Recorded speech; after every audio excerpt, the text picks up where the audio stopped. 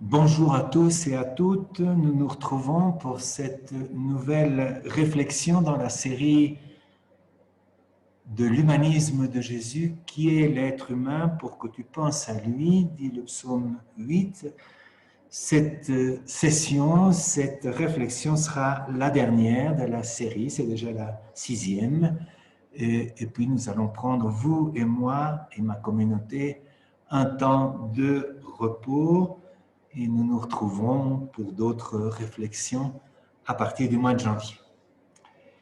Cette nouvelle et dernière méditation sur l'humanisme de Jésus aura pour titre de nouveau, vous savez que j'aime beaucoup Aragon, le poète Aragon et Jean Ferrat en passant, je vais mettre comme titre un vers d'Aragon, la femme est l'avenir de l'homme. Vous vous souvenez certainement de cette chanson de Jean Ferrat sur un texte de Louis Aragon.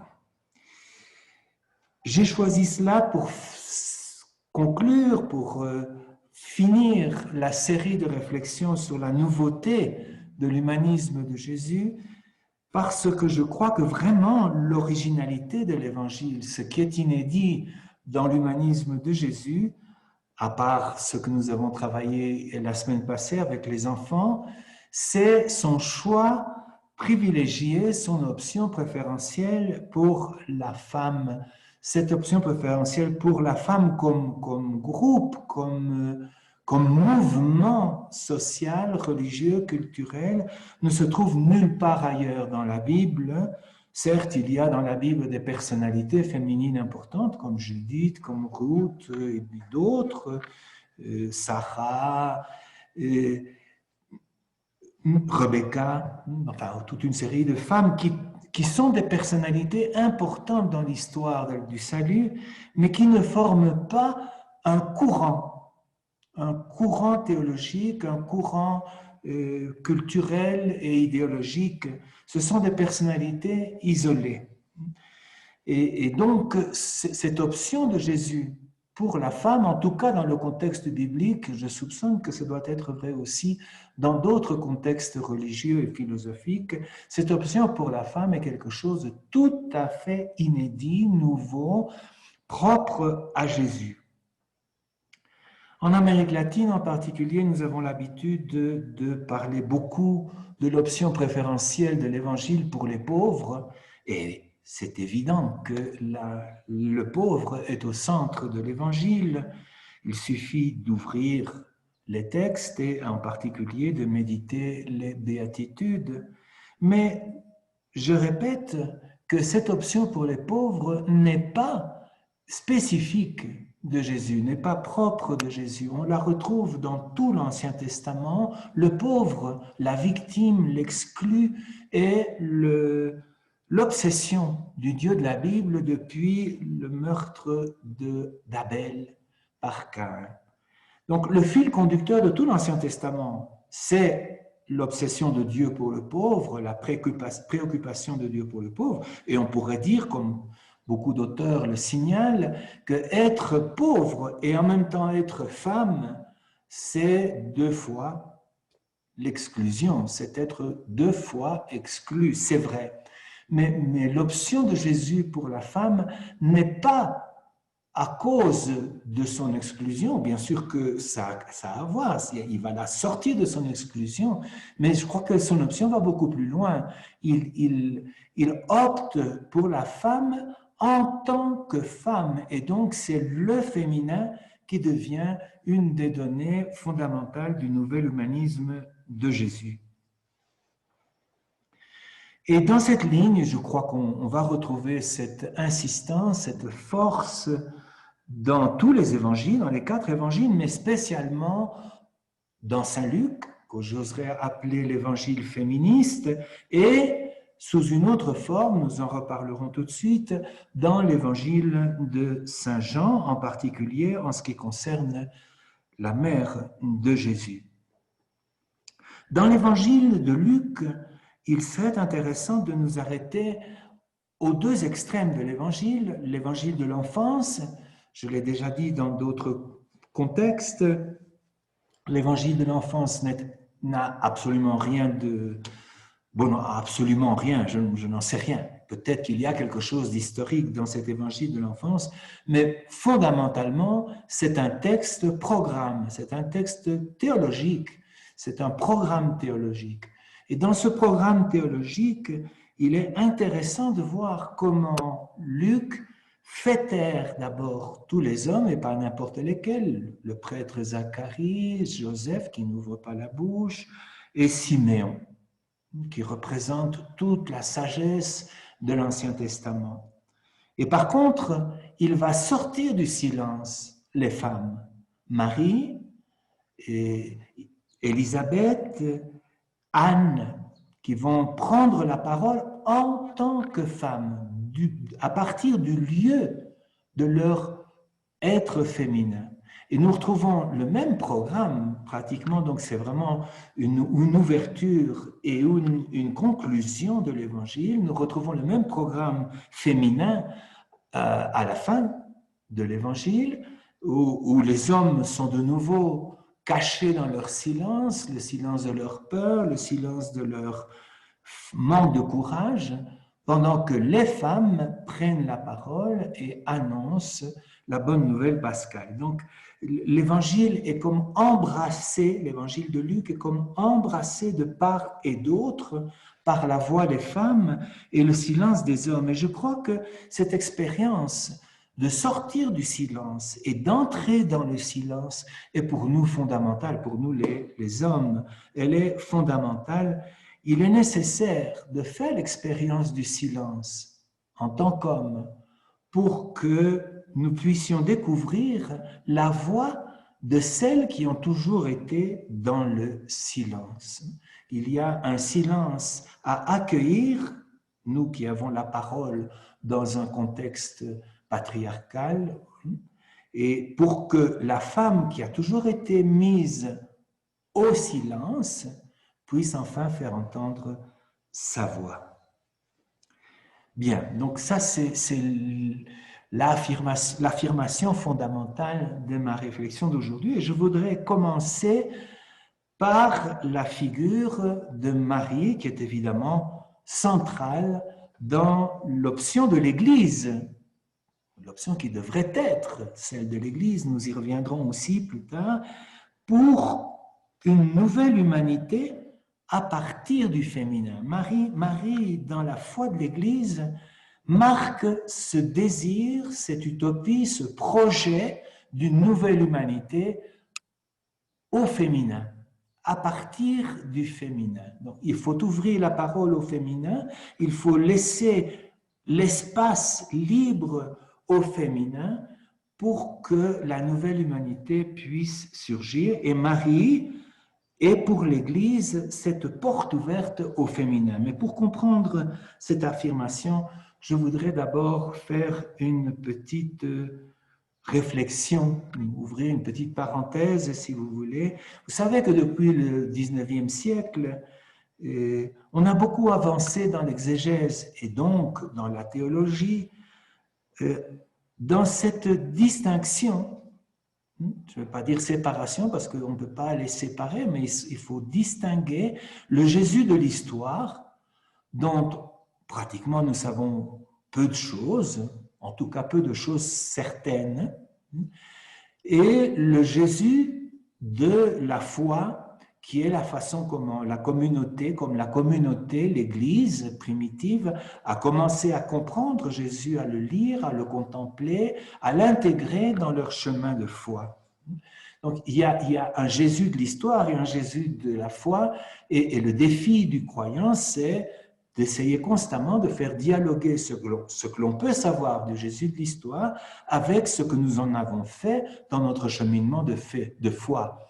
Les deux sont vrais, les deux sont réels, mais ils sont profondément différents. Et je crois qu'il est temps de faire la même chose avec Marie, surtout en Amérique latine, où la sensibilité, le sentiment marial est extrêmement fort.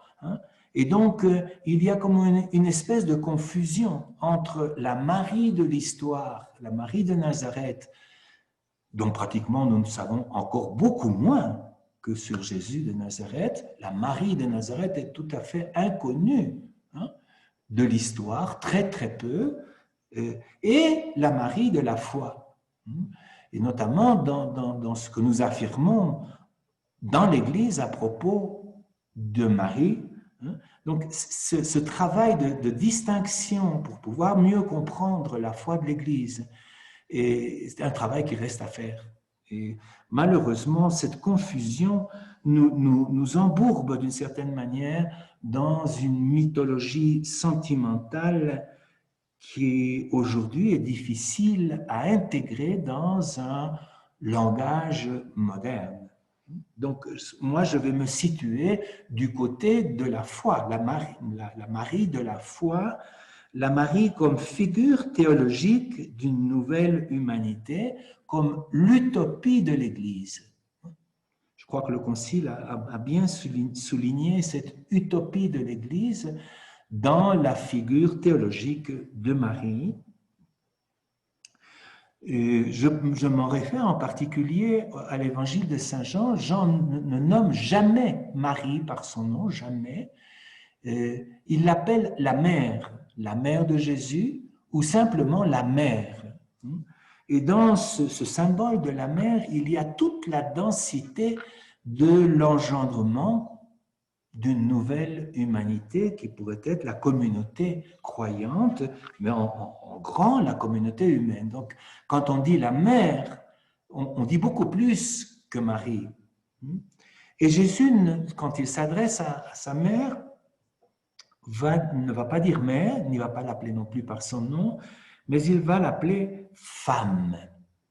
Et là, de nouveau, dans l'évangile de Jean, le vocable femme a une densité, un poids énorme. Dans notre langage moderne, nous dirions le féminin, la voix féminine, le chemin au féminin. Donc, et Jésus va l'appeler femme à Cana, par exemple, de manière un peu irrespectueuse. Mais il va de nouveau l'appeler femme sur la croix, en tout cas dans l'évangile de Saint Jean, et il va lui confier l'humanité. C'est comme si le disciple bien-aimé qui représente l'Église, qui nous représente nous, les croyants, qui est le symbole des croyants, devenait le lieu d'un nouvel engendrement au féminin. L'Église engendrée au féminin par la mère. C'est cette figure théologique à laquelle je voudrais m'attarder en disant que les dogmes mariaux sont avant tout un programme pour l'humanité. Les dogmes, je n'aime pas fort le mot dogme, je crois qu'aujourd'hui c'est un mot piégé, il faudrait trouver d'autres termes pour parler des dogmes. J'ai envie de dire que c'est la conviction de la communauté dans son chemin de foi. C'est une conviction qui ouvre un avenir, c'est ça le dogme. La conviction d'une communauté qui a réfléchi, qui a discerné, qui a prié, qui a vécu un grand débat, et qui, à partir de ce débat, on arrive à une conclusion, une affirmation, une conviction qui ouvre un avenir. C'est ça, les dogmes, en particulier les dogmes mariaux, qui présentent cette nouvelle humanité dans un creuset qui serait l'Église, un laboratoire du royaume de Dieu, comme je l'ai dit plusieurs fois, et qui serait un laboratoire au féminin ou à partir du féminin. Autre remarque à propos de la théologie mariale, il y a un critère qu'il ne faut jamais oublier quand nous parlons de Marie, cette Marie théologale, c'est qu'on ne peut rien dire de Marie en dehors de l'Église. On ne peut jamais séparer l'Église de Marie et jamais séparer Marie de l'Église. Les dogmes ne parlent pas d'un privilège qui séparerait Marie, mais plutôt d'un chemin que Marie ouvre pour l'Église, c'est-à-dire pour l'humanité. Et d'autre part, on ne peut jamais séparer ni l'Église ni Marie du Christ. Tout vient du Christ. Tout vient de Jésus. Donc, il faut être très, très attentif et très éveillé à ne jamais isoler ce que l'on dit théologiquement de Marie, de son avenir dans l'Église et de son fondement dans le Christ.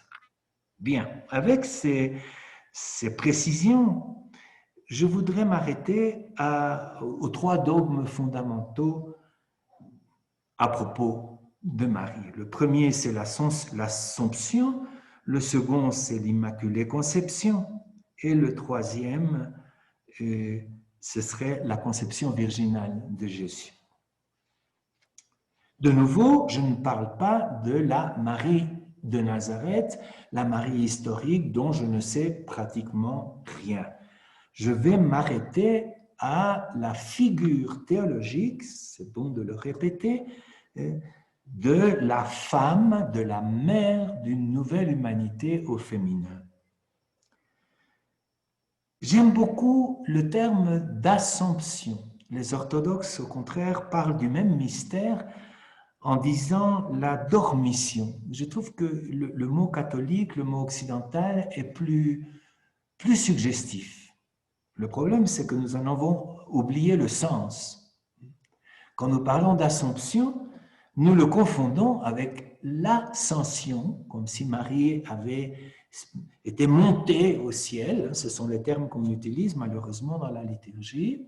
Et donc, on croit que le mot assomption vient du mot monter, de l'ascension, comme s'il y avait eu un ascenseur. Ça n'a rien à voir. Le mot assomption vient du verbe assumer. Assumer. Et donc, ce que l'on affirme dans cette figure théologique de Marie, c'est que Dieu, dans le Christ, dans l'incarnation et dans le mystère pascal de Jésus, assume la totalité de l'humanité. La totalité de l'humanité. Et non seulement un aspect, l'aspect spirituel, l'âme, séparée du poids de la chair et du corps et de la corporéité, de la sexualité, selon la mentalité grecque qui nous a marqué si profondément, de séparer. Non, dans la figure de Marie, Dieu assume la totalité à cause de l'incarnation et du mystère pascal, assume tout et définitivement. Quelle bonne nouvelle donc pour nous, comme communauté humaine, de savoir que nous ne sommes plus divisés.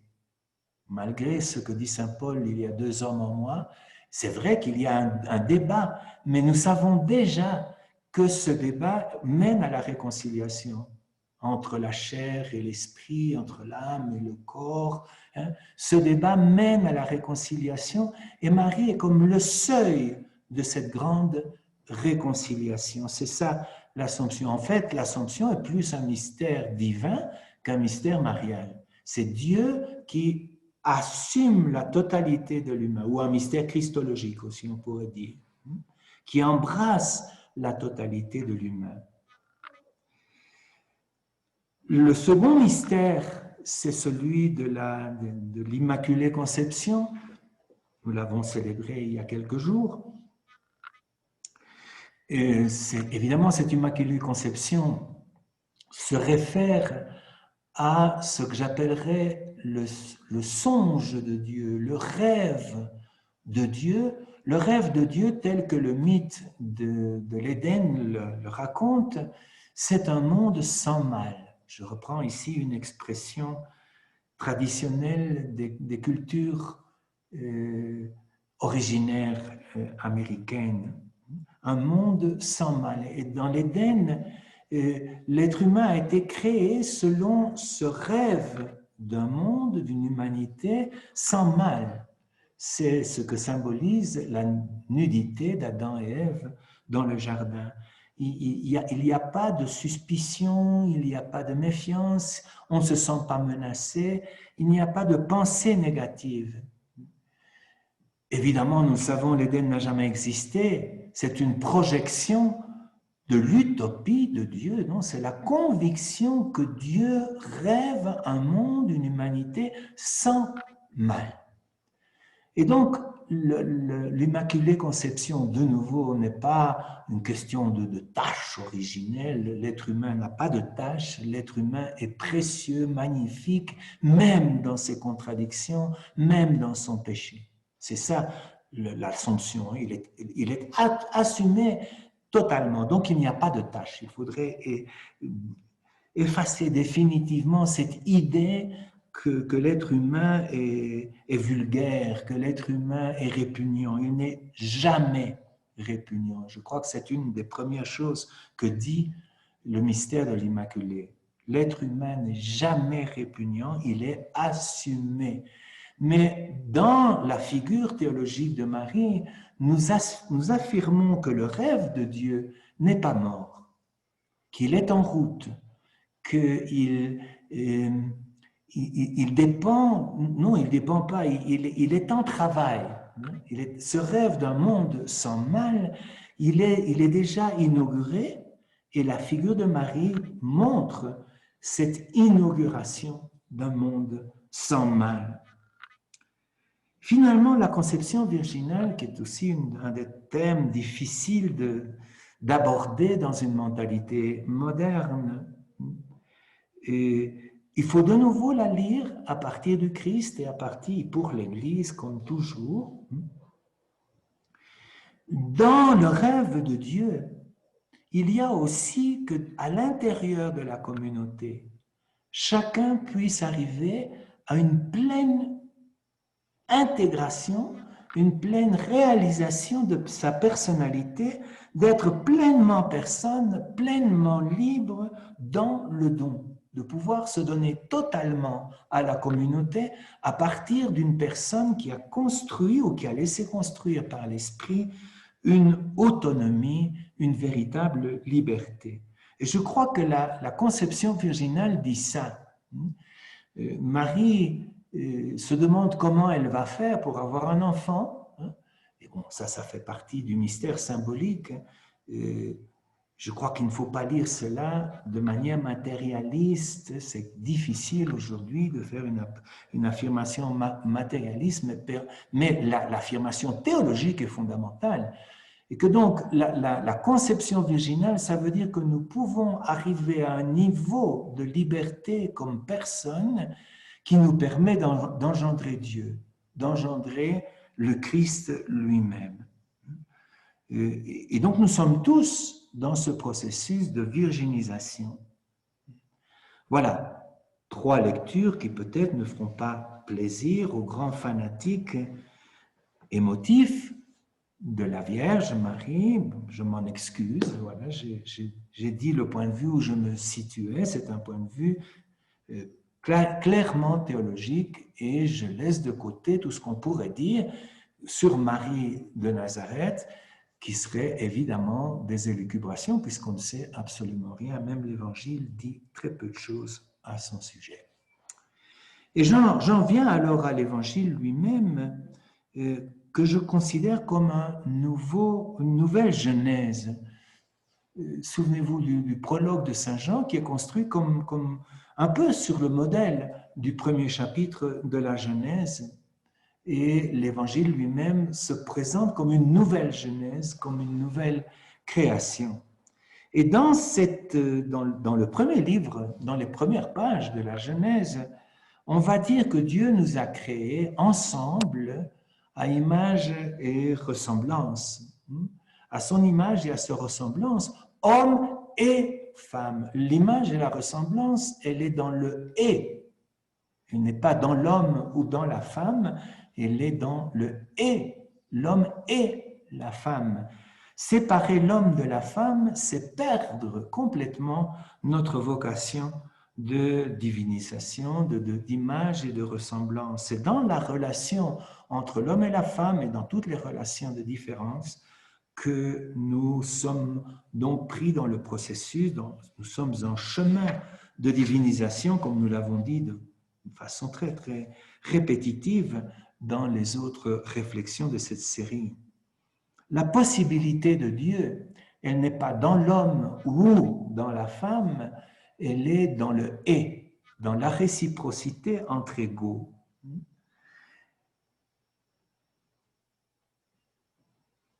ce n'est pas un hasard que la communauté de Jésus, la première communauté de Jésus, ait été mixte dans tous les sens du terme. Il y avait des gens mariés, des gens célibataires, des vieux, des jeunes, de tout poil, je dirais, de toute idéologie, de tout courant religieux et politique. Il y avait vraiment de tout, c'était une communauté mélangée. Aujourd'hui, en prenant en compte des textes gnostiques récemment découverts, notamment en Égypte, en se référant par exemple à l'évangile de Marie-Madeleine, on pense, en tout cas certains théologiens, certains exégètes pensent que Marie-Madeleine, dans la première communauté chrétienne, avait un rôle équivalent à celui de Pierre. Et dans cette mouvance de la mixité, de la diversité de la communauté, l'Évangile va nous montrer un Jésus qui aime toucher et être touché, corporellement. C'est évidemment un peu délicat aujourd'hui de parler de ça quand on dénonce les touchements, les attouchements d'abus, non, qui sont d'abus, une forme d'abus. Il ne s'agit évidemment pas de cela. Le toucher de Jésus qui guérit, le toucher qui caresse les enfants, le toucher est un toucher divin, profondément respectueux, profondément tendre, profondément ouvert à l'altérité. Justement, ce qui est un abus, c'est quand on ferme l'altérité, quand on ne laisse pas entrer la relation d'altérité. Mais dans l'Évangile, constamment, on touche Jésus, les femmes touchent Jésus, les prostituées, la femme hémorroïs, plusieurs cas où Jésus aussi, à son tour, touche les exclus, que ce soit les paralysés, que ce soit les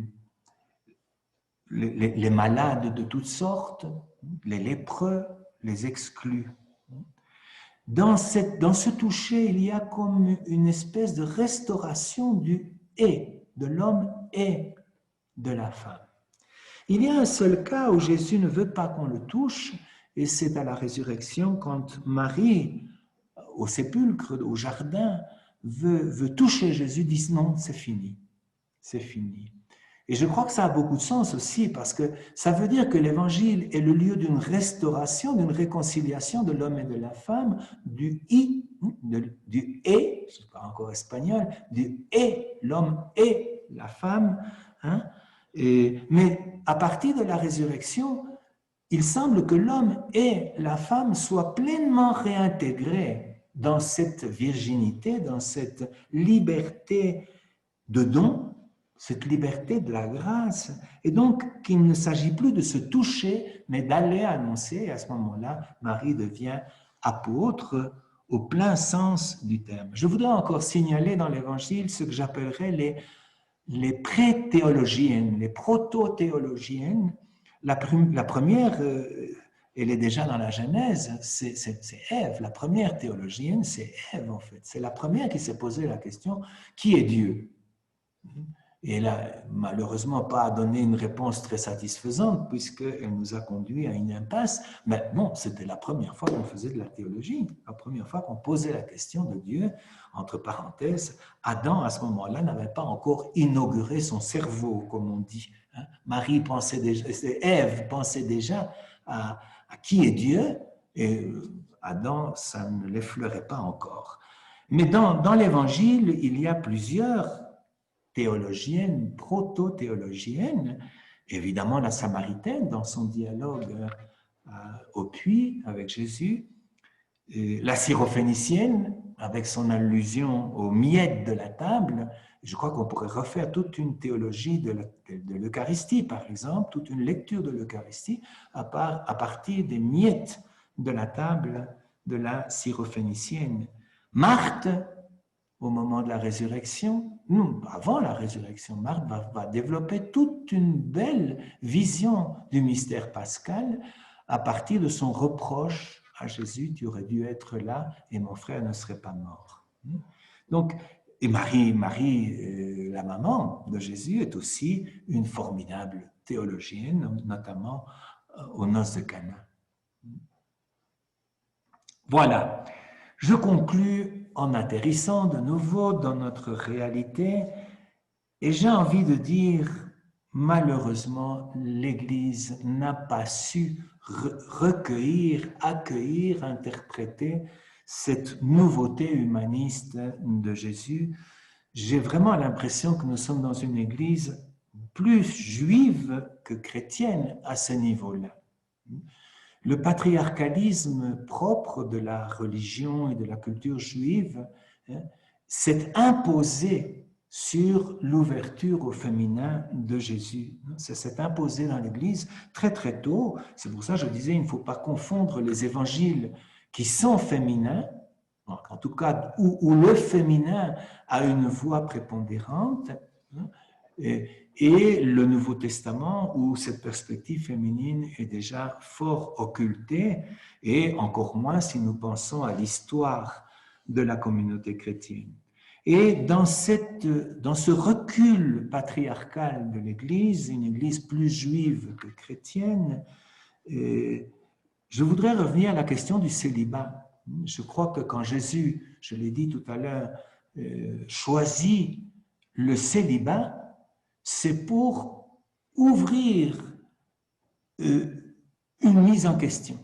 Le célibat de Jésus, c'est renoncer à tous les privilèges patriarcaux, du patriarcat. C'est un scandale pour un rabbi d'être célibataire. Normalement, un rabbi doit avoir femme et enfants pour être respectable. Le fait que Jésus marche dans une communauté mixte avec des femmes et des hommes et prétend être célibataire, c'est un véritable scandale. Et pour moi, le célibat de Jésus, c'est ce renoncement aux privilèges patriarcaux pour donner la parole aux femmes. Mais justement, dans l'Église, notre célibat, très souvent, est une caricature. Elle est l'expression d'une peur de l'autre sexe ou d'un mépris de l'autre sexe. Le célibat des hommes, très souvent une prise de pouvoir exclusive, et le célibat des femmes, présenté souvent comme une soumission.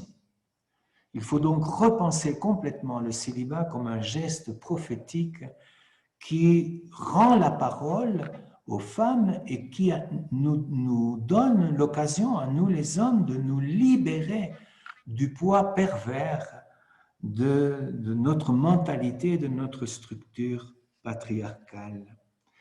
Il faudrait aussi nous libérer, je l'ai dit à plusieurs occasions déjà, d'une lecture païenne et maladive, obsessive de la sexualité qui vient du fait que nous n'avons pas encore retrouvé le « et », la conjonction de l'homme et de la femme. N'oublions pas que le mariage est la vraie parabole du divin dans la Bible, dans tout l'Ancien Testament et aussi dans l'Évangile. Dieu n'est pas un vieux célibataire, il est l'époux amoureux et jaloux parfois de son peuple. Donc le mariage est l'image par excellence de ce Dieu de relation, ce Dieu relation d'amour. Et dans ce sens, le célibat n'est pas un chemin meilleur que le mariage, tout le contraire, c'est un chemin prophétique qui cherche à nous libérer du poids du patriarcalisme et à nous libérer de cette ségrégation entre l'homme et la femme, de cette domination de l'un sur l'autre, de ce monopole de la parole dans la bouche des hommes.